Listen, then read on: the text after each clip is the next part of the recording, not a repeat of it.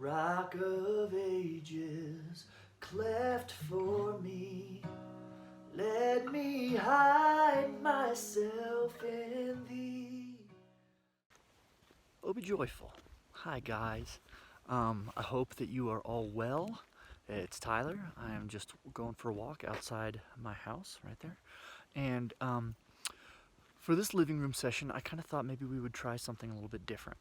And what I wanted to do was consider and kind of deconstruct the lyrics from a song that we sing at the church. And I think we'll have an opportunity to do this with a few different songs.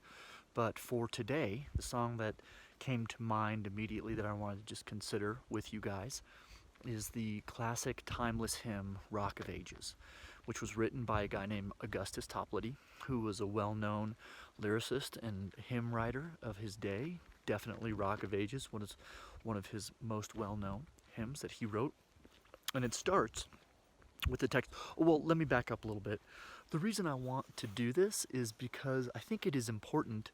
I want you guys to understand the importance that I believe there is in making sure that we are always singing deep, profound truths about our God. And so I want the songs that we sing together corporately to be songs, yes, that stir our souls, that stir our emotions. And that can be done through rousing choruses and great melodies, absolutely. But if that's all there is, then I think that we're wasting our time, if I'll put it very bluntly. I think we need to always be singing deep, profound truth about who God is. And so I prayerfully consider all the songs that I bring to us to sing together as a body. So with that in mind, the opening text, the first verse to Rock of Ages, he says, "Rock of Ages, cleft for me, let me hide myself in thee." That is actually, there's a double meaning there. One is from Matthew in reference to Christ and Christ's body being broken during his crucifixion on our behalf. And the second is from a story out of Exodus when the Israelites are in the desert. They are getting frustrated and angry, as the Israelites were prone to do quite frequently, and they're crying out to Moses and saying, "Give us water." And the Lord says to Moses, "Go to the rock at Horeb and strike the rock, and you will see water that will come forth from it." And it'll be basically the salvation of the people in a way, because they were dying of thirst. And so water would come as a source of great comfort to them. So the rock was struck by Moses, and water poured forth. And it was, in essence, a foretelling of what was to come when Christ, the ultimate rock of our salvation, was struck, was broken, and water and blood poured from him for our salvation. So, Rock of Ages, cleft for me, let me hide myself in thee. Let the water and the blood from thy wounded side which flowed. That's what we were just talking about, the water and the blood. The Bible talks about how Christ's side was pierced with a spear, and water came pouring forth from his body.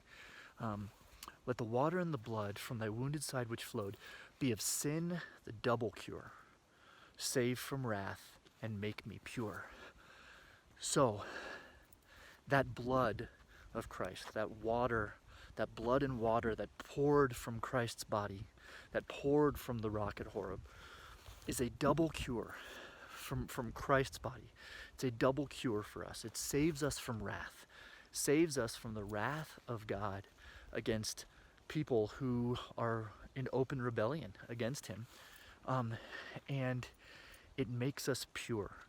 So we have relationship with God, a relationship that was broken, and we are made pure, not because we are pure, but because Christ was pure, and we are made pure as a result of Christ's righteousness.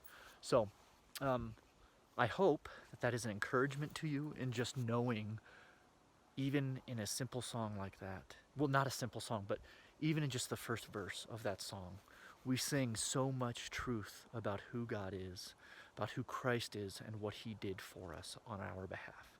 So I would encourage you guys, look up the rest of the lyrics to that song, the text to that song, because it's amazing. And as are so many of the songs that we sing together, as they should be, we are singing deep truths about our God. So with that, be blessed. I love you guys. Can't wait until this season of life is over. And I will close with this, because this is kind of pretty. That's Whetstone behind me, and look at that. That's not bad.